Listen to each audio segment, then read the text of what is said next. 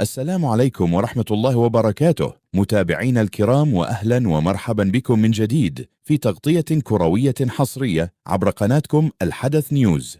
نلتقي معكم اليوم لنرصد بالملي ملخص مباراة البلوغرانا برشلونة الودية التحضيرية، والتي تأتي من أجل الاستعداد الفني والبدني الكامل للموسم الكروي الجديد 2026 و2027 في ليلة تاريخية شهدت تألقا غير عادي، وتألق النجم المصري الشاب حمزة عبد الكريم بقميص النادي الكتالوني. ولكن قبل أن نتعرف سويا على تفاصيل المباراة المثيرة وتشكيل الفريقين ومسجلي الأهداف، انزلوا الحين بأسفل الفيديو وتوقعوا معنا بداخل التعليقات ما هو عدد ألقاب برشلونة المتوقعة في هذا الموسم الجديد. ولا تنسوا دعمنا القوي بالاشتراك في القناة وتفعيل زر الجرس ولايك سريع للمقطع وتعطير التعليقات بالصلاة والسلام على النبي المصطفى صلى الله عليه وسلم. بدأ نادي برشلونة الإسباني هذه المباراة القوية بقيادة المدير الفني الألماني هانز فليك، ودخل بتشكيلة قوية، حيث تواجد في حراسة المرمى النجم تشازني، وعلى الجانب الأيمن تشافي سبارت، وعلى الجانب الأيسر تورنس،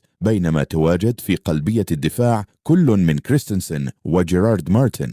وفي وسط الميدان اعتمد فليك على الثلاثي تونكار وأوكاسادو وبيرن، بينما قاد خط الهجوم والثلاثي المقدم الوافد الجديد المتألق في مباراة اليوم كريم أديمي، وبجواره النجم المصري حمزة عبد الكريم واللاعب كلايفرت. وفي المقابل بدأ فريق برمنغهام سيتي المباراة بتشكيلة ضمت في حراسة المرمى الحارس بيدل، وعلى اليمين صامويل، وعلى اليسار كوكرين، وفي قلبية الدفاع نيومان وكلارر، بينما تواجد في وسط الميدان إيواتا وسولز وستانسفيلد، وقاد ثلاثي المقدمة الهجومية فيسنتي وفوجيموتو الياباني، واللاعب المميز بريسك المتألق في لقاء اليوم. وانتهت أحداث هذه الملحمة الكروية المثيرة بتعادل الفريقين بهدفين لكل فريق، حيث سجل أهداف هذه المباراة المثيرة أولا لفريق بيرمنغهام اللاعب أوغوست بريسك في الدقيقة 31، وجاء الهدف بعد أسيست وعرضية متقنة من كوكرين ورأسية ممتازة من بريسك سكنت الشباك. ثم تعادل حمزة عبد الكريم لصالح برشلونة في الدقيقة 42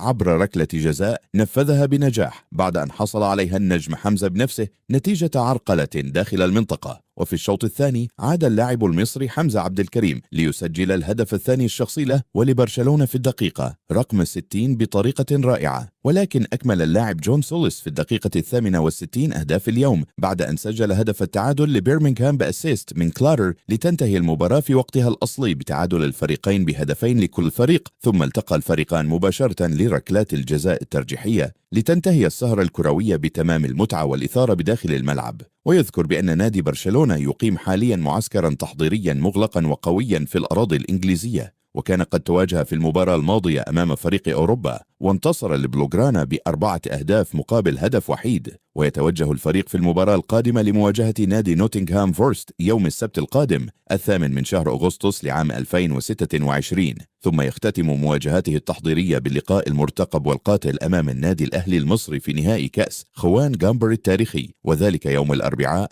19 من شهر أغسطس لعام 2026. وفي النهاية توقعوا معنا في التعليقات عدد ألقاب البلوغرانا برشلونة في الموسم الجديد. شكرا لكم متابعينا، والسلام عليكم ورحمة الله وبركاته.